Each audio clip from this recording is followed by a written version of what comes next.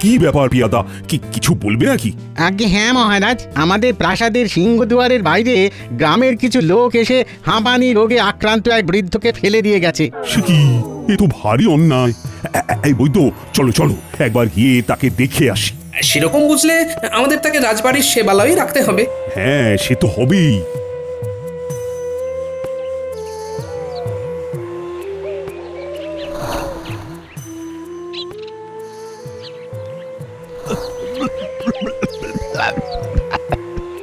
বাবা, এনাকে তো দেখেই মনে হচ্ছে ভীষণ অসুস্থ। বৈদ্যমশাই, একটু দেখুন তো। আপনার নাম কি? কোথায় থাকেন মশাই?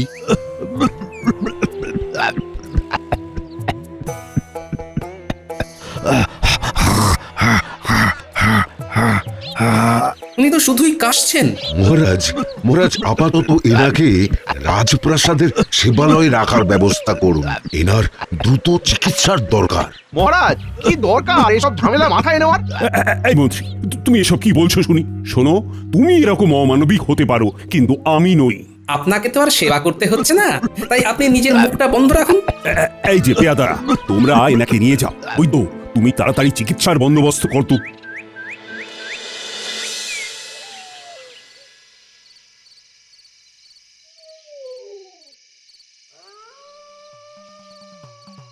আরে যে বলছিলাম চাল ডাল শেষের মুখে, আজকে আনতে, সেগুলোর কি হলো? এত তাড়াতাড়ি চাল ডাল এসব শেষ হচ্ছে কি করে? আমি নিশ্চয়ই কাঁচা চাল ডাল মুঠো করে খেয়ে রাখি না। তুমি তো জানোই ঘরে এখন অতিরিক্ত দুজন মানুষ এসে রয়েছেন। আরে ওইটাই তো কথা, ওই দুজন বুড়ো বুড়িকে খাওয়াতে গিয়ে আর তাদের বাতের ব্যথার মালিশের তেল কিনতে গিয়ে শুধু খরচ আর খরচ। আর কতদিন চলবে? ছি ছি ছি, তুমি এইরকম করে আমার পিসি ঠাকুমা নকাকার নামে কটু কথা বলতে পারলে? তোমাকে তো আর কষ্ট করে রাজকোষ থেকে মোহর সরাতে হয় না। আমি জানি কতটা কষ্ট এবং কায়দা করতে হয়। বুঝেছি বুঝেছি, তুমি আসলে ভেবেছিলে যে আমার নকাকা আর পিসি ঠাকুমা তোমায় থলে থলে মোহর দেবেন, সেই লোভে তুমি ওনাদের থাকতে দিয়েছো। কিন্তু যখন দেখছো ওনারা এইসবের কিচ্ছুটি নাম গন্ধ করছেন না, অমনি তুমি ওনাদেরকে ঘর থেকে নামাতে চাইছো। হ্যাঁ, একদম ঠিক ধরেছো। তোমার দিনে দিনে মোহরের প্রতি লোভ একেবারে বেড়েই চলেছে, বেড়েই চলেছে। কেন বাড়বে না বলো তো? কেন বাড়বে না? শোনো গিন্নি, শোনো, তোমার ওই বুড়ো নকাকা বুড়ি পিসি ঠাকুমা স্বর্গে গেলে ওনাদেরকে হয়তো তুমি পরজন্মে আবার ফিরে পাবে। হ্যাঁ, তা হতেও পারে, আবার নাও পারে। কিন্তু আমার যদি এ জন্মেই চুরি করে জমানো সব মোহর একবারে খরচা হয়ে যায়, তাহলে আমি আর সেগুলো ফিরে পাবো না গিন্নি। আমার আর কিচ্ছু কিচ্ছু বলার নেই। তাহলে তোমরা সকলেই বলছো যে রাজ্যের অবস্থা মোটামুটি সব ঠিকঠাকই আছে? হ্যাঁ মহারাজ, আপনি কোনো রকম চিন্তা করবেন না। হাঁটুর ব্যথাটা না বেশ বেড়েছে। ওই বৈদ্য থেকে আরে, এত বেলা হয়ে গেল এখনো বৈদ্যমশাই আসেননি, কি ব্যাপার? এরকম তো সচরাচর উনি করেন না। দেখুন কে যান, বেলা পর্যন্ত হয়তো ওপরে পড়ে ঘুমোচ্ছেন। মহারাজ, আসতে পারি? এখন আর এসে কি হবে, সভা তো শেষের মুখে। কি ব্যাপার বৈদ্য, এত দেরি কেন? আর বলবেন না মহারাজ, আজকে যেন আমার বাড়িতে রোগীর ঢল নেমেছিল, তাই দেরি হলো। ও তাই? আসল ব্যাপারটা খোলসা করে বলো না বৈদ্য, যে তুমি এতগুলো রোগীর দক্ষিণা ছেড়ে চলে আসতে পারোনি। আজ্ঞে মন্ত্রী মশাই, তবে আজ যারা এসেছিল তাদের বেশিরভাগকেই আমি সম্পূর্ণ বিনা দক্ষিণায় চিকিৎসা করেছি। তারা ভীষণই অসহায়। আমাদের রাজ্যের মানুষের যদি এই হারে শরীর খারাপ করে তাহলে তো খুবই মুশকিল। আমাদের রাজ্যের বহু মানুষ কিন্তু ভীষণই অসহায়, আর সেটা আজ চিকিৎসা করতে গিয়ে হাড়ে হাড়ে টের পেয়েছি। গোপাল, কিছু তো একটা বিহিত করতেই হবে। এবারে কি করা যায় বলতো? মহারাজ, কালকে চলুন আমরা রাজ্যে যে দাতব্য চিকিৎসালয়টা খোলার কথা ভাবছিলাম, সেই স্থানে বৈদ্যমশাইকে নিয়ে গিয়ে একটা নকশা ছকে নিই। বেশ, তাহলে তাই হোক। তা তোমার কি মত বৈদ্য? মহারাজ, আমি রাজি। আমার কোনো রকম অসুবিধা বা আপত্তি নেই। অসহায় ও অসুস্থ মানুষদের পাশে দাঁড়ানোর জন্য এর থেকে ভালো পদক্ষেপ আর কিছুই হতে পারে না মহারাজ। বেশ, তাহলে আজকের মতো এখানেই সভার কাজ শেষ করছি। কালকে সবাই কিন্তু ঠিক সময় হাজির হয়ে যেও। মহারাজ শুধু আমায় ছাড়া আর অন্য সব ব্যাপারে দরদি হয়ে ওঠেন।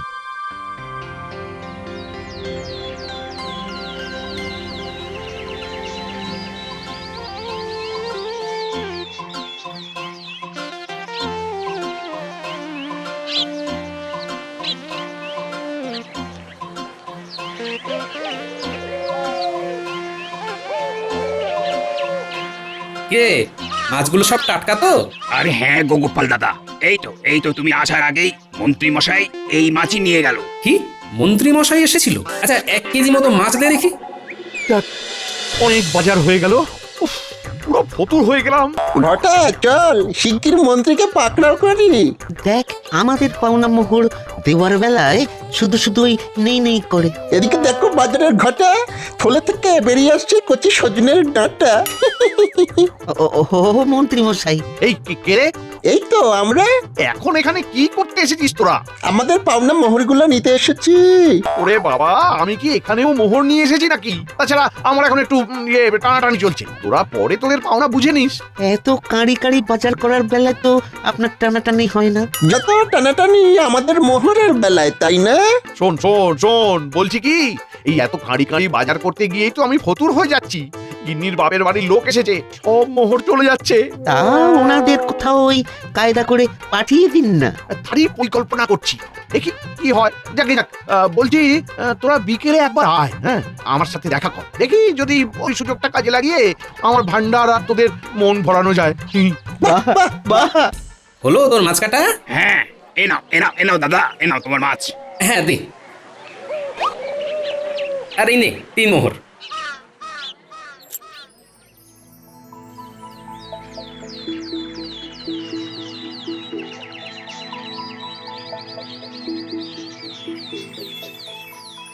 কি হে, সবাই এসে গেছো তো? তাহলে এবার রওনা দি।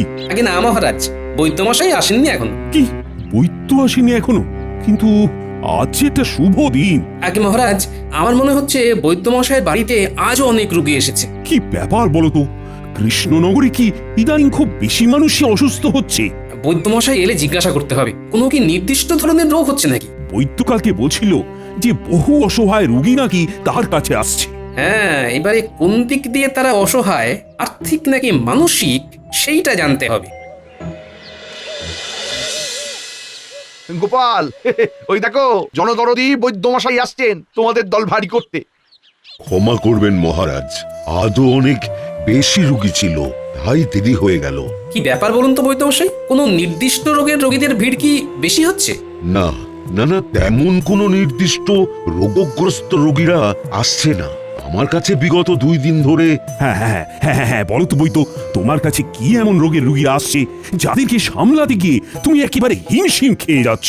মহারাজ, যেহেতু বর্ষাকাল আসছে তাই রোগের প্রকোপও বাড়ছে, সেই জন্যে রোগীর সংখ্যাও বেড়েছে। তবে গতকাল বা আজ এমন কিছু রোগী এসেছে যাদের কিছু জনের ভীষণই আর্থিক অভাব, আবার কেউ প্রতিবন্ধী, অর্থাৎ সবার সব অঙ্গ ঠিকঠাক সঞ্চালিত হয় না। এবং শুধু তাই নয়, এরা কেউ আবার আশ্রয়হীন এবং বাড়ির লোকেরা কেউ দেখে না। বাবা, এরকম রোগীর সংখ্যা বুঝি অনেক না হলেও বেশ কিছু সংখ্যক তো রয়েছে। গুরুতর অসুস্থ হওয়ায় কষ্ট করে ওরা দেখাতে এসেছে। আমরা তো এদের ব্যাপারে সবসময় জানতেও পারি না। এছাড়া আমার কাছে যেসব প্রতিবন্ধী রোগীরা এসেছিলেন তারা প্রত্যেকেই বয়স্ক। এমনিতেই বয়স হয়ে গেলে নানা রকমের অসুবিধে দেখা দেয়। না, আমি বেঁচে থাকতে আমার রাজ্যে বিনা চিকিৎসায়, বিনা সেবায় কোনো শারীরিকভাবে অক্ষম ব্যক্তিকে আমি মরতে দেব না। মহারাজ, যারা আর্থিকভাবে ভুগছে তাদের জন্য তো দাতব্য চিকিৎসালয় খোলা হচ্ছেই। হ্যাঁ, আর যতদিন না তৈরি হচ্ছে এই চিকিৎসালয় ততদিন বৈদ্য বিনা মোহরেই তাদেরকে চিকিৎসা করুক। এর জন্য আমি না হয় বৈদ্যকে অতিরিক্ত কিছু মোহর দক্ষিণা হিসেবে দিয়ে দেব। সে না হয় বুঝলাম মহারাজ, কিন্তু শারীরিকভাবে অক্ষম, আশ্রয়বিহীন বৃদ্ধ বা বৃদ্ধাদের কিছু একটা পারলে ব্যবস্থা করুন। গোপাল, কি করা যায় বলো তো? শারীরিকভাবে অক্ষম মুমূর্ষ রোগীদের এই মুহূর্তে আপনি রাজবাড়ির সেবালয়ে ঠাঁই দিন মহারাজ। যেমন ওই হাঁপানি রোগে আক্রান্ত বৃদ্ধটি আছে, তাই তো? হ্যাঁ মহারাজ, আমরা প্রথমে খোঁজ নিয়ে গোটা রাজ্যে দেখে নেই কতজন এমন রয়েছে, তারপরে তাদের নিয়ে আসার ব্যবস্থা করি আমাদের প্রাসাদের সেবালয়ে। তারপর না হয় অবস্থা বুঝে ব্যবস্থা হবে। আরে, আমি এই রাজ্যের সকল অক্ষম মানুষদের ভরণ পোষণের ভার নেব। আমি এক্ষুনি প্রহরীদের ঘোষণা করে দিতে বলছি। মহারাজ, এমন হুট করে ঘোষণা করে ফেলবেন না। না গোপাল, আমি এই বিষয়ে দেরি করতে চাই না। মন্ত্রীকে পাঠাচ্ছি খোঁজ খবর নিতে, তারপরে বয়স্ক এবং যুব নির্বিশেষে নির্বিশেষে আমি এই রাজ্যের সকল অক্ষম ব্যক্তিদের ভরণ পোষণের ভার নেব। কিন্তু মহারাজ, না না না, আর কোনো কিন্তু নয়। এই মন্ত্রী, যাও যাও যাও, হাতের কাজগুলো সেরে শিগগিরই বেরিয়ে পড়ো। ওহ, ভগবান, আর পারা যায় না।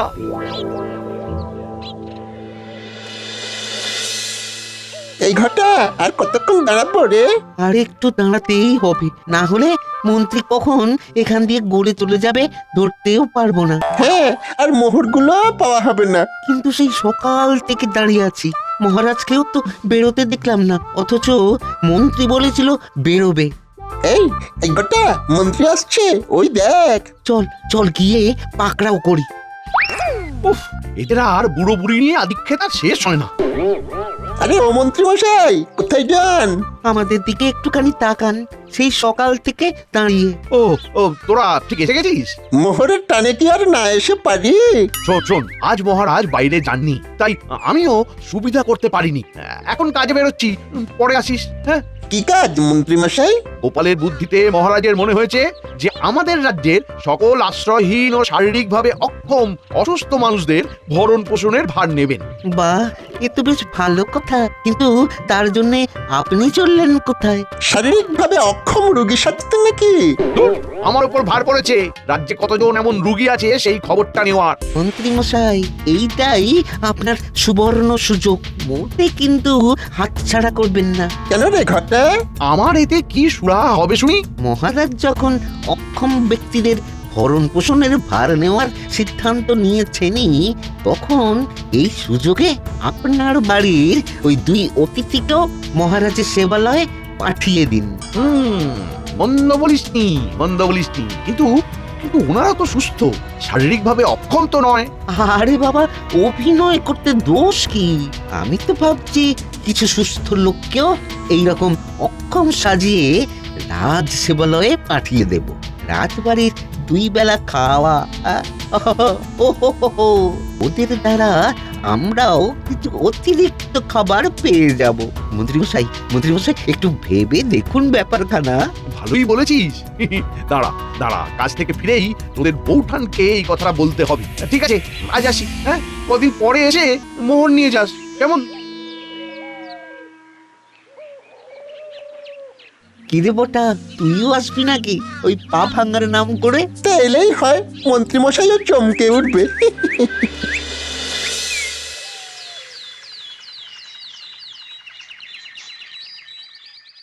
এই মন্ত্রী, তুমি ঠিকঠাক করে খোঁজ নিয়েছো তো? মহারাজ, আপনি একদম নিশ্চিন্তে থাকুন, আমি সকল অক্ষম ব্যক্তিদের ব্যাপারে খোঁজ নিয়েছি। এছাড়াও প্রহরীরাও খবরটা গোটা রাজ্যে ঘোষণা করে দিয়েছে। বেশ গোপাল, সেবালয়ে সব ব্যবস্থা প্রস্তুত তো? হ্যাঁ মহারাজ, নিশ্চিন্তে থাকুন। তবে আমার এই ব্যাপারে একটু সন্দেহ আছে যে কতজন আসল আর কতজন নকল প্রতিবন্ধী আমাদের সেবালয়ে এসে উঠবেন। ছি ছি গোপাল, আবার তুমি সেই এক কথা বলছো? চোখের সামনেই তো দেখলি মন্ত্রী কেমন পাল্টে গেল। অপরাধ নেবেন না মহারাজ, যা মনে হয়েছে তা বললাম। মহারাজ, শিগগির সেবালয়ে চলুন, রুগী তথা অতিথিরা এসে পড়বেন একটুবারেই।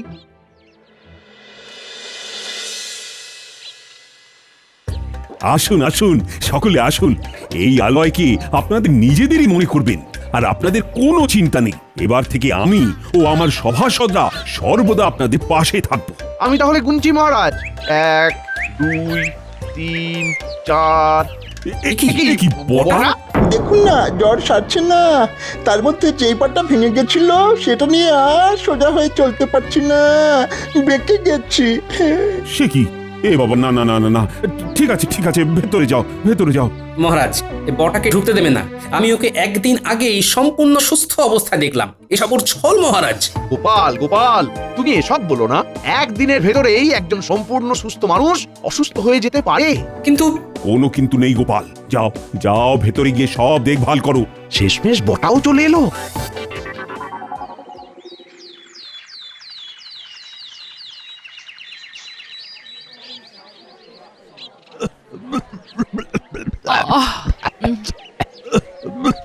কি হাঁচি কাশির আওয়াজ আসছে সেবালয় থেকে।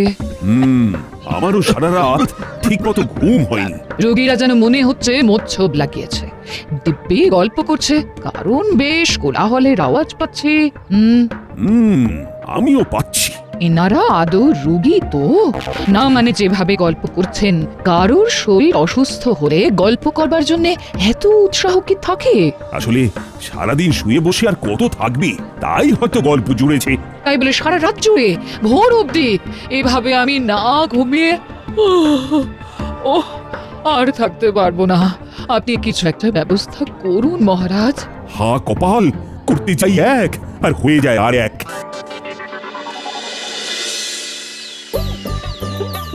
তাহলে রুগীদের খাবারও তৈরি, ওদিকে পথ্য তৈরি হয়ে গেছে। এই তো গোপাল এখন হেসেলে ব্যস্ত আছে, এই সুযোগে বটাকে আমার খাবারের পাত্রটা দিয়ে আসি। রাজবাড়ির খাবার বলে কথা। যাই, এবারে তাহলে সেবালয়ে ঘুরে আসি।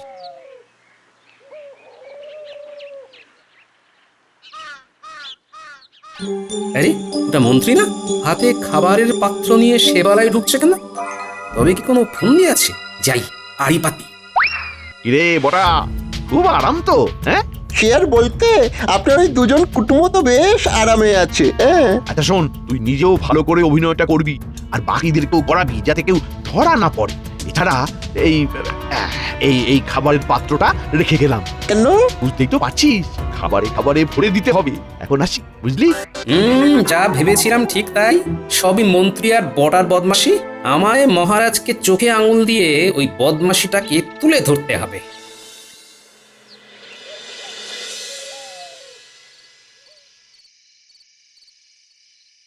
বলো দাদু, আমাদের ডেকেছিলে? কোনো দরকার ছিল কি? দরকার মানে ভীষণ দরকার। রাজবাড়ির সেবালয়ে জানালার নিচে ধুনো জেলে ধোঁয়া উঠাতে হবে, এমন ভাবে যাতে দেখে মনে হয় আগুন জ্বলছে। আর তা আজ ভোর রাত্রে করতে হবে। ধোঁয়া দেওয়ার কাজে তোদেরকে সাহায্য করবে ওই পুঁটির বাবা। কিন্তু দাদু এমন কাজ করবে কেন? মহারাজকে নিজের চোখে মন্ত্রীমশাইয়ের ষড়যন্ত্রটা দেখাবো বলে। রাজসেবালয়ে কিছু শারীরিকভাবে অক্ষম প্রতিবন্ধী ছাড়াও এমন কিছু মানুষ এসেছে যারা সম্পূর্ণ অভিনয় করছে। হ্যাঁ আচ্ছা, তাহলে বুঝি ওরা একদম সুস্থ? হ্যাঁ, রাজবাড়ির আরাম আর খাওয়া দাওয়া কে না চায় বল? এই ভাবনাটা আমার আগে থেকেই ছিল, বুঝলি? মহারাজকে বলেও ছিলাম, উনি বিশ্বাস করেননি। কিন্তু আজ নিজের কানে মন্ত্রী আর বটার কথা আমি শুনেছি, তাই আর ছাড়বো না। সব বদমাশি একবারে ফাঁস করবো। চিন্তা করো না দাদু, আমরা আছি তোমার সাথে। তুমি হাত দিলেই চলে আসবো। দাদু, আর একটু পরেই ভোর হবে, আর তখনই ধুনোটা জ্বালতে হবে। একদম একদম। আরে ওরা কারা? মন্ত্রী আর ঘটা না? হ্যাঁ তাই তো, সাথে বড় বড় দুখানা ঝোলা। হেসেলে দিকে যাচ্ছে। নিশ্চয়ই আনাজপাতি চুরি করবে।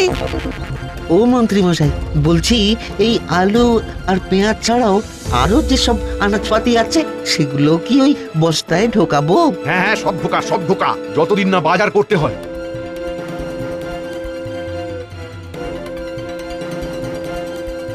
আমাকেও দেবেন তো? সব পাবি, এখন হাত চালা দেখি। পুটির বাবা, ধুনোটা জ্বালাও দেখি। হ্যাঁ, তাহলে ধরাচ্ছি। আগুন আগুন, জোরে জোরে চিৎকার শুরু করো।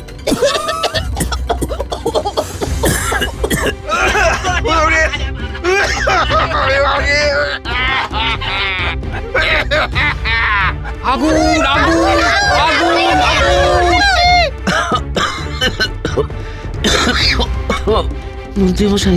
মন্ত্রী মশাই মনে হচ্ছে আগুন লেগেছে। হ্যাঁ হ্যাঁ, এত ধোঁয়া, উড়ে বাবা, এই পালাই পালাই। আরে বাবারে, কি ধোঁয়া! সেবালয়ে যেতে হবে, ওখানে ওখানে সব অসুস্থ মানুষ, সবাইকে রক্ষা করতে হবে। আগুন আগুন! পালাও পালাও! আহ উফ! আমাকে আমাকে কেউ তোলো! আমাকেও কেউ তুলে দাও। আসুন মহারাজ, উঠুন। ওদিকে আপনি যাদের অক্ষম রুগী ভেবেছিলেন, মন্ত্রী মশাই তাদের জন্য আনা কাঁচা আনাজপাতি ঘটাকে নিয়ে চুরি করতে এসেছিলেন। রুগী ভেবেছিলাম মানে? আরে ওরা তো সব রুগী। ওরা সবাই আসল রুগী নয় মহারাজ। আর এটা আগুনের ধোঁয়াও নয়, ধুনোর ধোঁয়া। এবং আমি আপনাকে প্রমাণ দেওয়ার জন্য এই চাতুরিটা করেছি। আগুন আগুন আগুন! পালাও পালাও পালাও! আগুন আগুন! পালাও পালাও পালাও! আমাকে চুরি করো, কি করে পালাবো? আমাকে চুরি করো, আমরা কি করে পালাবো? ও ও মাই, কি কি কি কি এটা কি দেখছি? যা হাঁটতে পারতো না, তারা তো দিব্যি ছুটছে। ওই তো বটা।